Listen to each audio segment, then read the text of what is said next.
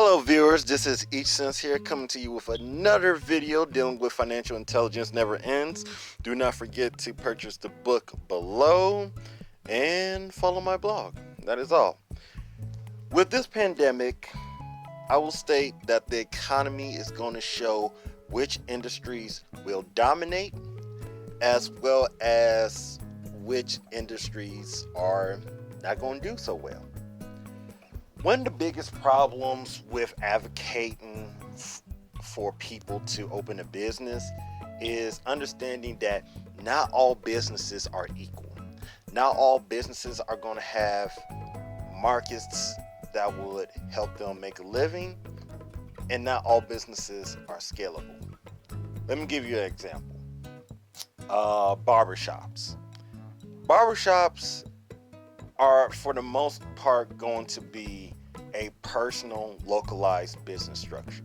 Because people go to the barbershop not just to simply get a haircut, but to talk to their barber, relate to their barber, to see to it that they can, have a relation with the barber. Not, sexually, but, in a friendly, familiar relations.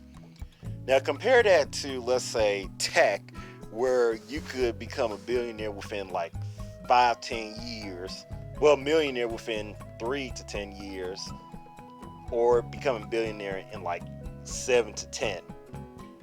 Those are two completely different business structures, and a lot of people don't know how that really affects them. Because similar to how all professionals are not the same, not all business people are the same.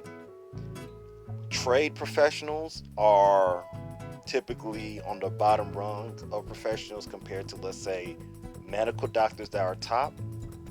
But similarly, many trade business people are looked down upon at the bottom level compared to a lot of top professionals like, bankers, business bankers, or tech CEOs, etc. The reason I state this is because if you look at this pandemic, which industries are suffering the most? Many of these quote unquote trade professions that deals with a lot of activity with interrelations with human beings. Let's look at the restaurant industry. Everyone is always going to have to eat, but it doesn't mean they have to eat at your restaurant. And many restaurants at the moment are not only closed, but will remain permanently closed. Buffets, which already had thin, skinny margins, are just permanently closed down all over the country, even before this pandemic hit. So now you have a problem. You're a business person, or you want to become a business person, but the industry that you so love and enjoy is either getting hit hard by this or will continue declining in the near future. Athletics. That deals mostly with human and human contact. Football, baseball, basketball, volleyball, tennis, all these sports deals with social contact. They're down right now. Athletes are losing money. Sports owners are losing money. But guess what? In any situation, the pandemic is still part of the marketplace. And as you can see, there are still people making money. Jeff Bezos, as of this moment, as I'm recording this, made what? $24 billion during this pandemic. Obviously, it's some fluctuations with the stocks because, his net worth is tied to his stock. But still, it's worth got extra net worth of $24 billion. If you look at the case where people are trying to engage in business in the future, tech is definitely going to be part of that future, and it is going to be an integral part of people's lives, similar to the car.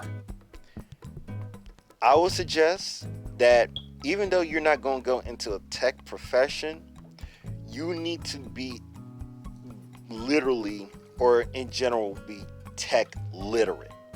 You need to know how to put in keys, type keys in, sorry. You need to learn how to turn on the computer. You need to learn how to send files. You're going to have to learn how to use Microsoft PowerPoint, Word, all that jazz. Know different operating systems like Mac OS. The future is not going to be simple. Modernity makes things easy, but similar to how it makes it easy for you to live, it makes it easy for you to be sold to. It makes it easy for you to be marketed to. Privacy, if you complain about the government, you don't have to worry about the government taking your privacy, because you know why? Corporations are going to use your privacy and they're going to sell it to the government. But hey, you know what? That's just the marketplace. This pandemic is really showing the true colors on how a person can succeed in a business and what industries are going to be pivotal after this pandemic ends. Tech is definitely going to be one of those industries. I believe the military will have a recruitment drive because a lot of people are poor or in poverty. And if they're poor and in poverty, many people are going to have a hard time, getting jobs, because many of these jobs are just going to be done. It's going to be gone. And because of that, there's going to be a lot of people who are going to go into what? Contract work. That's right, contract work. Because, hey, there's nothing else out there. And if a lot of people don't want to do contract work and if they are able-bodied and have, the weight requirements, they will just go into the military.